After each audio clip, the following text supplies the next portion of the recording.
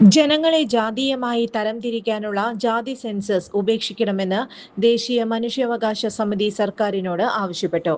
ജാതി സെൻസസ് മനുഷ്യാവകാശ വിരുദ്ധമാണെന്ന് സമ്മേളനം വിലയിരുത്തി. കോടതി പോലും അതിനെ അനുകൂലിച്ചതിൽ ആശങ്ക രേഖപ്പെടുത്തി. മുതിർന്ന പത്രപ്രവർത്തകൻ മോഹൻദാസ് പാറപ്പുറത്ത് സമ്മേളനം ഉദ്ഘാടനം ചെയ്തു.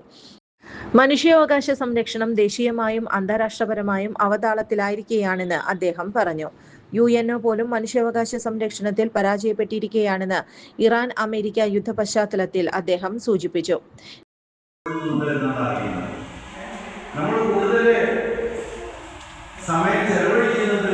മനുഷ്യാവകാശ ലംഘനങ്ങൾ എവിടെയൊക്കെ ഉണ്ട് എന്ന് നോക്കിക്കാണാനാണ്. ഒരുപക്ഷെ സംരക്ഷണം എന്നുള്ളത് ആരാണ് ഈ സംരക്ഷണം നൽകേണ്ടത് എന്നുള്ള ചോദ്യമാണ് നമ്മുടെ മുമ്പിലുള്ളത്. നമുക്കറിയാം, 48-ല് ലോക വ്യാപകമായി പാരീസിൽ ഉണ്ടാക്കിയ സംഘടനയാണ് ഹ്യൂമൻ റൈറ്റ്സ്. അത് കഴിഞ്ഞ് നമ്മുടെ കേരളം 98-ല് അത് പ്രാവർത്തികമാക്കി ഒരു സംസ്ഥാന ഹ്യൂമൻ റൈറ്റ്സ് കമ്മീഷൻ ഉണ്ടാക്കി. പക്ഷെ ഇന്ന് ഇതൊക്കെ വെറും നോക്കുകുത്തികളല്ലേ എന്നാണ് നമ്മൾ മനസ്സിലാക്കുന്നത്. കാരണം ഇതൊക്കെ കടലാസിലുണ്ട്, പക്ഷെ അവർക്ക് വേണ്ടത്ര അതിനുള്ള ശക്തി കിട്ടുന്നുണ്ടോ അല്ലെങ്കിൽ അത് ചെയ്യുന്നുണ്ടോ? കേരളത്തിൽ ഒരു ഹ്യൂമൻ റൈറ്റ്സ് കമ്മീഷൻ ഉണ്ട്, ഒരു ചെയർമാനും ഉണ്ട്. എത്രത്തോളം ഉപയോഗപ്രദമാണ് എന്നുള്ള കാര്യം നമ്മൾ കണ്ടറിയണം. അദ്ദേഹം പറഞ്ഞ കോടതിയുടെ ഇടപെടലുകളും വലിയ. ദേശീയ ചെയർമാൻ പ്രൊഫസർ പുന്നക്കൽ നാരായണൻ അധ്യക്ഷത വഹിച്ചു. അല്ലാതെ അവർക്ക് രാഷ്ട്രീയ സ്വാധീനം ഉണ്ടെങ്കിൽ, രാഷ്ട്രീയ പാർട്ടി ഉണ്ടെങ്കിൽ ആ പാർട്ടിയെ സംരക്ഷിക്കാനുള്ള ഒരു സംവിധാനമല്ല. അത് മനസ്സിലാക്കണം. അത് ഏത് ഭരണകൂടമായാലും ആ ഭരണകൂടത്തിന്റെ ചുമതല എന്ന് പറയുന്നത് മനുഷ്യരുടെ അവകാശങ്ങൾ, മനുഷ്യാവകാശങ്ങൾ സംരക്ഷിക്കാനുള്ള സംവിധാനങ്ങൾ ഉണ്ടാക്കുക എന്നതാണ്.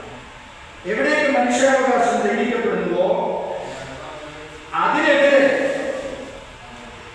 നടപടികൾ എടുക്കുന്നതിനാണ് ഇവിടുത്തെ അധികാരികൾ അല്ലെങ്കിൽ ഭരണ മേധാവികൾ. ഇനി മനുഷ്യാവകാശം സംരക്ഷിക്കത്തക്ക നിയമം രാജ്യത്തില്ല. അങ്ങനെയൊരു പ്രശ്നമുണ്ട്. ഇന്ന നിയമം, ഇന്ന ഒരു മനുഷ്യാവകാശം സംരക്ഷിക്കാനുള്ള നിയമമില്ല. ആ നിയമം ഉണ്ടാക്കുന്നതിൽ ഇവിടുത്തെ ജനപ്രതിനിധികൾക്ക്, അതിനാണ് ജനപ്രതിനിധികൾ.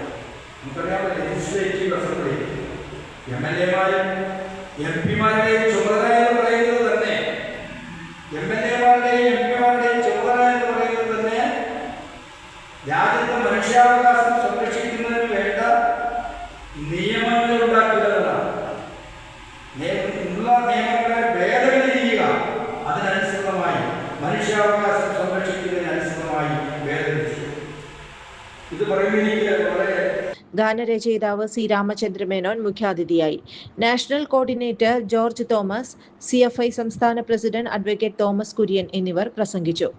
General secretary K. നന്ദകുമാർ പ്രവർത്തന റിപ്പോർട്ടും ട്രഷറർ ഉഷ രാമചന്ദ്രൻ വരവ് ചെലവ് കണക്കും അവതരിപ്പിച്ചു. അഡ്വക്കേറ്റ് BB ബ്രാഡ്ലി സെമിനാർ ഉദ്ഘാടനം ചെയ്തു. മനുഷ്യാവകാശ സംരക്ഷണത്തിന് നേരിടുന്ന പ്രതിബന്ധങ്ങൾ എന്ന വിഷയം VK ശ്രീധരൻ അവതരിപ്പിച്ചു.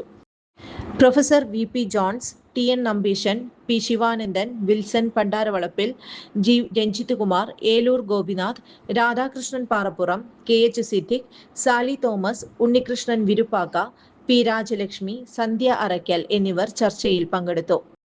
പ്രൊഫസർ VA വർഗീസ് തിരിച്ചറിയൽ കാർഡ് വിതരണം ചെയ്തു.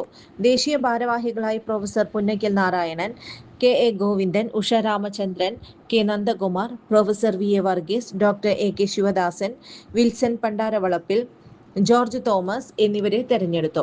സംഘടനയുടെ അഖിലേന്ത്യാ അംഗത്വ പ്രചരണം ഓഗസ്റ്റ് 9-ന് ആരംഭിക്കുവാൻ തീരുമാനിച്ചു. നിർമ്മല കോലഴിയുടെ പ്രാർത്ഥനയോടെ ആരംഭിച്ച സമ്മേളനത്തിൽ joint secretary doctor AK Sivadasan സ്വാഗതവും ജോൺസൺ കുന്നമ്പിള്ളി നന്ദിയും പറഞ്ഞു. ജോലിക്കായി പഠിക്കൂ മിനർവയിലൂടെ.